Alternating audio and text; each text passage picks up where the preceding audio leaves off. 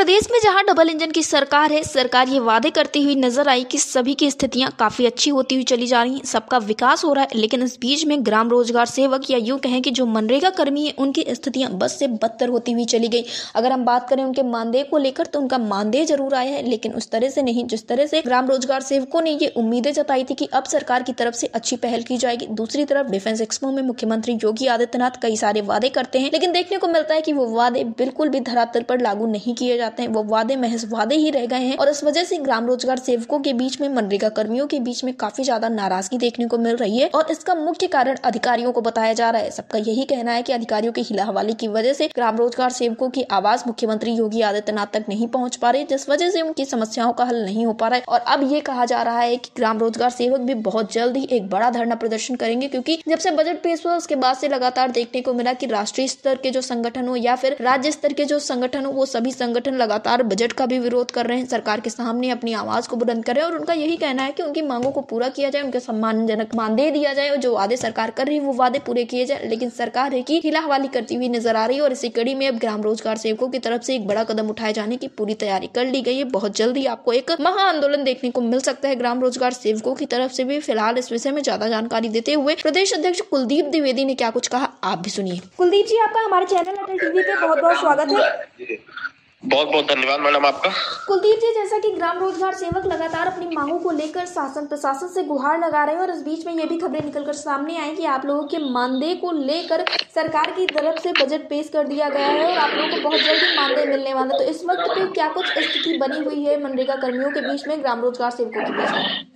हम लोगों की लंबित मांगे हैं। माननीय मुख्यमंत्री जी ने जो घोषणाएं की थी, उन घोषणाओं को माननीय मुख्यमंत्री जी तक नहीं पहुंच पा रहा है। अधिकारी बीच में ही उसको समागम कर दे रहे हैं जी। इसी कड़ी में मैं आपको बताना चाहूंगा कि उत्तर प्रदेश के लगभग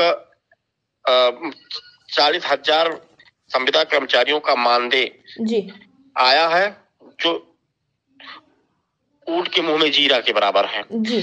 जब हम लोगों का मानदेय साल भर से बकाया है, 1.5 साल से बकाया है, तो उसमें कहीं मान ले रहे हमारे जनपद में 5-6 महीने का हो गया, किसी जनपद में 2 महीने को, किसी जनपद में 3 महीने को, लेकिन अभी तक ग्राम रोजगार सेवक व अन्य संविदा कर्मचारियों का मानदेय पूरी तरह से लोगों को नहीं मिल पाया है जी।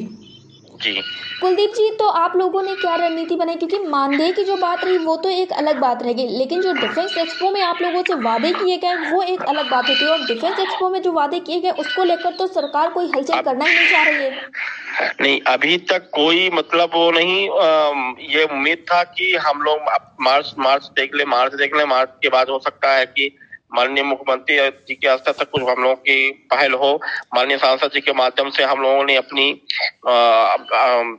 वो ज्ञापन भी भिजवाया था जी। और भी जिला अध्यक्ष साथी सब इधर उधर लग करके माननीय विधायकों से, माननीय मंत्रियों से मिल करके गुहार लगाई है, लेकिन अभी तक माननीय मुख्यमंत्री स्तर तक इस पर कोई पहल नहीं हो पाया है जी। जल्द ही हम लोग आपस में लखनऊ में बैठक करेंगे। बैठक के बाद एक अच्छी रणनीति बनाते हुए अगला मतलब वो करेंगे, संघर्ष करेंगे जी। कुलदीप जी, इस बीच में देखने को मिला कि जब बजट पेश हुआ उसके बाद से ही जितने भी संविदा और आउटसोर्सिंग के कर्मचारी हैं उन्होंने बजट का काफी पुरजोर तरीके से विरोध किया और खबरें ये भी निकलकर सामने आई कि ग्राम रोजगार सेवकों को लेकर भी स्थितियां काफी ज्यादा गड़बड़ है, क्योंकि जो राष्ट्रीय स्तर के संगठन है उनसे हमारी बातचीत हुई तो उनका यही कहना है कि आप लोग की स्थिति को लेकर सरकार कोई भी काम नहीं कर रही, जबकि ग्रामीण योजनाओं और शहरी योजनाओं को लेकर सरकार बातें तो बहुत सारी करती है लेकिन धरातल पर चीजें बिल्कुल ही अलग नजर आती हैं और इसको लेकर कई सारे संगठनों ने प्रदर्शन भी किया, संविदा और आउटसोर्सिंग कर्मचारियों के जो संगठन है। तो ऐसे में आप लोग भी क्या कोई धरना प्रदर्शन करने की तैयारी बना रहे, क्योंकि अब एकमात्र रास्ता यही दिखाई दे रहा है?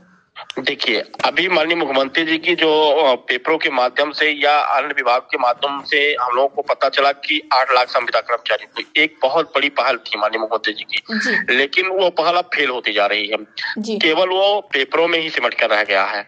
इसलिए ग्राम रोजगार सेवक व संविदा कर्मचारी पूरी तरह से परेशान हो चुका है। इसी कारण हम आम जीआरएस कहीं मर रहा है तो कहीं आत्महत्या कर ले रहा है, कहीं कोई स्थिति आ जा रही है। तो हम लोग भी एक रणनीति के तहत एक ऐसा वो करेंगे जिससे सरकार को झुकना ही पड़ेगा और बहुत बड़ा आंदोलन करने का काम हम लोग करेंगे जी। कुलदीप जी, अटल टीवी से जुड़ने के लिए धन्यवाद। धन्यवाद मैडम आपका।